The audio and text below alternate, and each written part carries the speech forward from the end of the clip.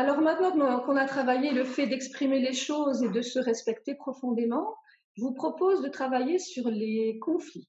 Comment gérer les conflits? Sachant que notre ressenti est unique, puisqu'il dépend de votre vie, de vos origines familiales, culturelles, de votre sexe, de votre latéralité. Par rapport à une même situation, on pense tous des choses différentes. Quand on est en désaccord avec quelqu'un, c'est important de comprendre, de respecter que la personne en face de nous n'est pas d'accord, qu'il n'a pas la même opinion. Si vous essayez de le convaincre que c'est vous qui avez raison et pas lui, qu'est-ce qui va se passer? Vous allez rentrer dans une énergie de confrontation. Nous qui sommes dans les Vosges, je donne toujours l'image de deux cerfs qui se battent. On a vraiment cette notion d'opposition. Ça peut être une opposition physique, mais vous pouvez avoir une opposition d'idée à idée. Donc, quand on est dans des confrontations, qu'est-ce qui va se passer? On va avoir des douleurs de tête, des douleurs au niveau de la nuque, des douleurs dans le bas du dos. Parfois, vous pouvez avoir des douleurs dans les mollets. Et en fait, au niveau, vous pouvez déclencher aussi des problèmes digestifs, des palpitations cardiaques.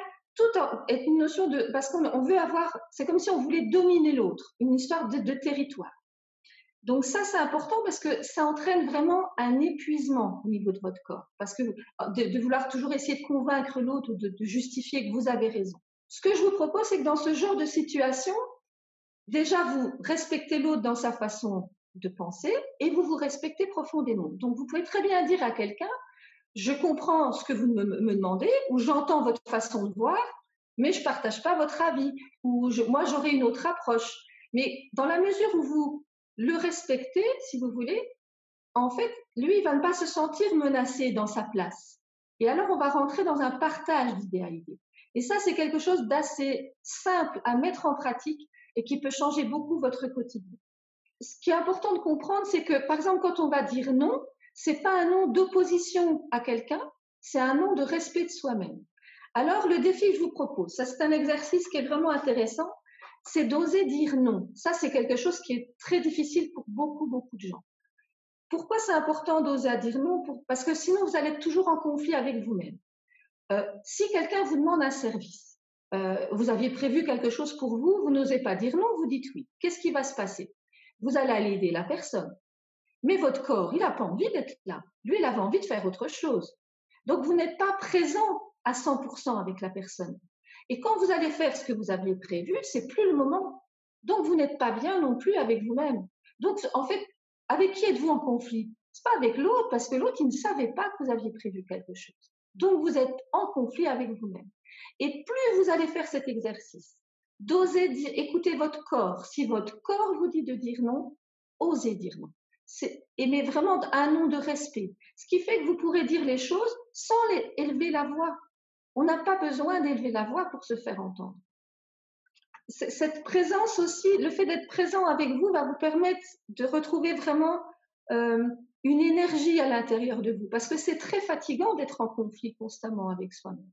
Donc, cet exercice n'est pas très difficile. Je vous conseille de le commencer avec nos proches, parce que c'est là que c'est le plus important.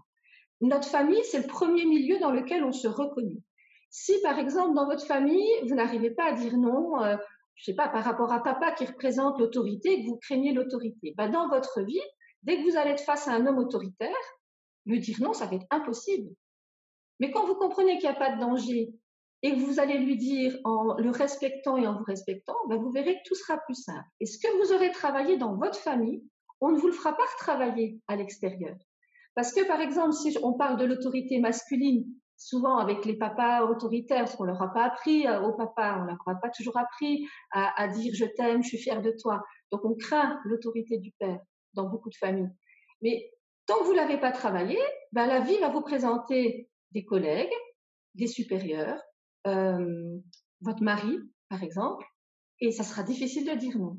Et plus vous allez faire cet exercice de vous autoriser à le dire, mais avec vraiment toute votre douceur, plus vous allez vous rendre compte que vous êtes bien avec vous-même.